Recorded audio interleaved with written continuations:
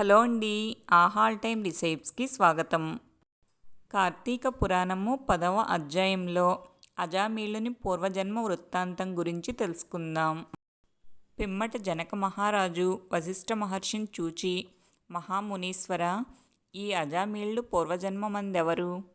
అతడు ఏ పాపం ఆచరించెను? యమదూతలు విష్ణుదూతలు చెప్పిన మాటలు విని ఎందుకు ఊరుకుండిరి? యమదూతలు యమునితో ఏమి చెప్పిరి అని అడుగగా వశిష్ఠుడిట్లు చెప్పెను.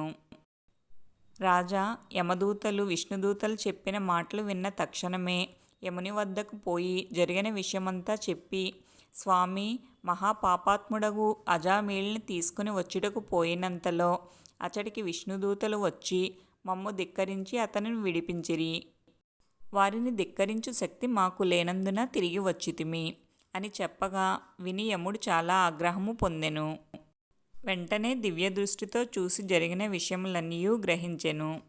అజామీళుడు పాపాత్ముడైన మరణ సమయమున హరినామస్మరణ చేయుటచే సమస్త పాపముల నుండి విముక్తి పొంది విష్ణువుకు ప్రియుడయ్యెను.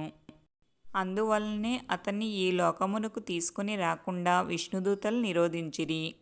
ఎంత పాపాత్ముడైనను భక్తితో నారాయణ్ణి స్మరించుట వలన జీవన్ముక్తుడై అంతమున మోక్షము పొందును అని ఆలోచించుకుని యముడు ఊరకుండెను. అజామీళుడు పూర్వజన్మమందు సౌరాష్ట్ర దేశంలో బ్రాహ్మణుడై పుట్టి శివార్చకుడిగా ఉండి శివద్రవ్యమును అపహరించెను. స్నాన సంధ్యాదులు చెయ్యక భక్తి శ్రద్ధలు లేక శివుని పూజించుచు శివుని వైపు కాళ్ళు చాచి నిద్రించుచు ఆయుధము చేపట్టి దుష్టులతో కూడి తిరుగుచుండెను. ఆ గ్రామంలో ఒక బ్రాహ్మణుడుండెను. అతని భార్య యవ్వనము చక్కదనము కలది. ఆ బ్రాహ్మణుడు దరిద్రుడగుట వలన తిండి కొరకు ఇతర గ్రామములు పోయి యాచించుచుండెను. ఒకనాడ బ్రాహ్మణుడు యాచన చేసి సంపాదించిన ధాన్యాదులను మూటకట్టి శిరస్సున పెట్టుకుని ఆకలితో ఇంటికి వచ్చి భార్యకా మూట ఇచ్చి, ఓసి, నాకు చాలా ఆకలిగా ఉన్నది కనుక వంట త్వరగా చేసి పెట్టుము. ముందు కొంచెం మంచినీళ్ళిమ్ము. దాహం తీర్చుకొని కొంత శాంతి పొందెదనని ఎన్నిసార్లు అడిగినను వినిపించుకొనక తన ప్రియుని మనసులో తలుచుకొనుచుండెను. అందువలన అతడు కోపించి భార్యను కొట్టగా ఆమె తిరిగి భర్తను కొట్టెను. భార్య ప్రవర్తనకు విసిగి ఆ బ్రాహ్మణుడు ఇల్లు విడిచి వేరొక గ్రామమునకు పోయి బిచ్చమెత్తుకుని జీవించుచుండెను. బ్రాహ్మణుడు ఆ విధంగా ఇంటి నుండి వెళ్ళిన తరువాత అతని భార్య చాలా సంతసించి ఆనాటి రాత్రి హాయిగా భోజనం చేసి చక్కని చీర కట్టుకుని తాంబూలం వేసుకొని ఒక చాకలివాని ఇంటికి పోయి, నేటి రాత్రి నీవు నాతో సంభోగించుము అని కోరెను.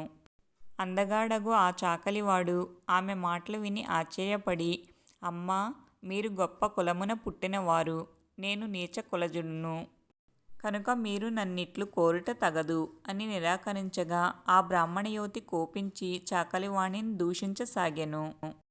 చాకలివాడు ఆమె ప్రవర్తనకు అసహ్యపడి రోకలితో ఆమెను కొట్టగా ఆమె కూడా అతన్ని కొట్టి రాజవీధిని పోవుచుండగా దుష్ప్రవర్తకుడైన శివార్చకుడు ఎదురయ్యెను.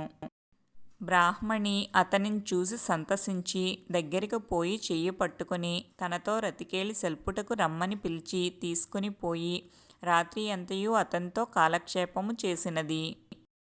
తెల్లవారిన తరువాత ఆమె ప్రవర్తనకు సిగ్గుపడి పశ్చాత్తాపం పొంది పొరుగు గ్రామమందున్న తన భర్త వద్దకు పోయి తన అపరాధము క్షమించమని కోరి అతనితో కలిసి సుఖంగా జీవించసాగెను. తరువాత కొన్నాళ్లకు శివార్చకుడు మరణించి యమలోకమునకేగి రౌరవాది నరకబాధ అనుభవించి తిరిగి భూమియందు సత్యనిష్ఠుని పుత్రుడు అజామీళుడుగా పుట్టెను. అజామీళునకు కార్తీక పౌర్ణమి నాడు శివదర్శనము లభించినది. అంత్య సమయమున హరినామస్మరణ ఫలము కలిగినది. అందుచే అతడు 7 జన్మలలో చేసిన పాపముల నుండి విముక్తుడై మోక్షము పొందెను. కొంతకాలమునకు ఆ బ్రాహ్మణి కూడా మరణించి నరకమునందు కొంతకాలం బాధలను అనుభవించి తిరిగి కన్యాకుబ్జమునందొక చండాలునకు పుత్రికై జన్మించెను. తండ్రి గండమున పుట్టిన కారణంన చండాలుడామెను తీసుకుని పోయి అరణ్యమందు వదిలిపెట్టగా ఒక బ్రాహ్మణుడు ఆ శిశువుని చూచి జాలిపడి తీసుకుని పోయి తన ఇంట దాసీగా ఉన్న ఒక స్త్రీకి అప్పగించెను. ఆ దాసీది ఆమెను పెంచెను. తరువాత అజామీళుడు ఆమెతో సంబంధం పెట్టుకుని కొంతకాలం సంసారం చేసిన సంగతి ఇంతకుముందు చెప్పబడినదే. రాజా, నీవడిగిన ప్రశ్నకు సమాధానముగా అజామీలుని కథ చెప్పి తిని.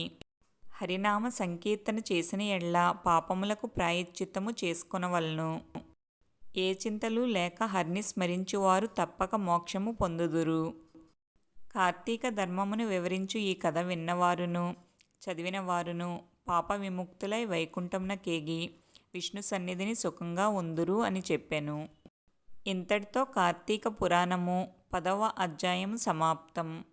తరువాత కార్తీక పురాణము 11వ అధ్యాయంలో కార్తీక మాసమున పురాణము వింట వల్ల కలుగు ఫలము గురించి తెలుసుకుందాం. మీకు ఈ వీడియో నచ్చితే లైక్ చేయండి, షేర్ చేయండి.